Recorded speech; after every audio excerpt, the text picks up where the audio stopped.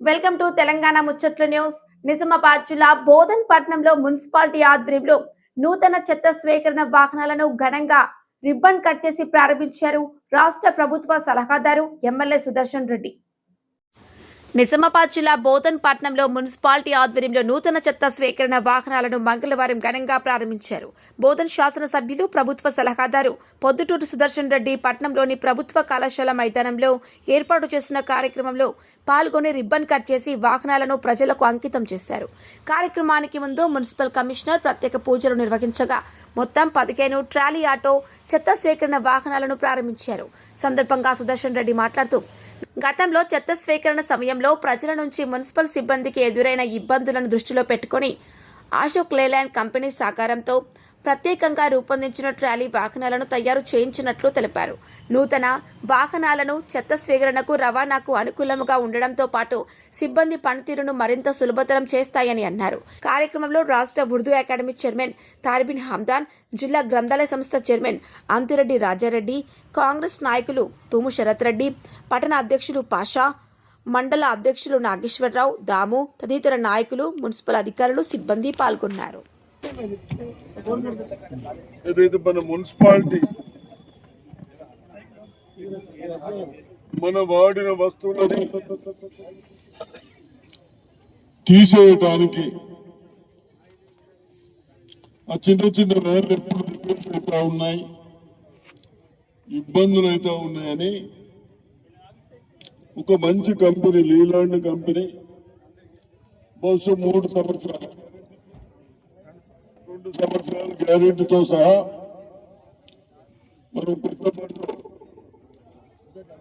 11 లక్షలకు తీసుకోవడం జరిగింది. దాంట్లో కూడా తుప్పు పెట్టకుండా జంగ్ నయా చేశాం. దాంట్లో కూడా వేరే ఫైబర్ వేయించుకోవడం జరిగింది. దానికే ₹1,00,000 అయినాయి అనుకుంటా. ఈ విధంగా అన్ని చేస్తూ తప్పనిసరిగా ఇప్పుడు రోజు పోతున్నదా ఇంటికి,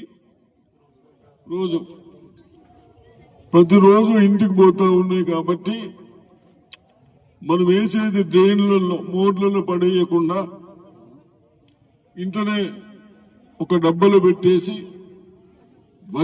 వచ్చినప్పుడు ఇవ్వడానికి అని సౌకర్యాలు చేస్తా ఉన్నాం.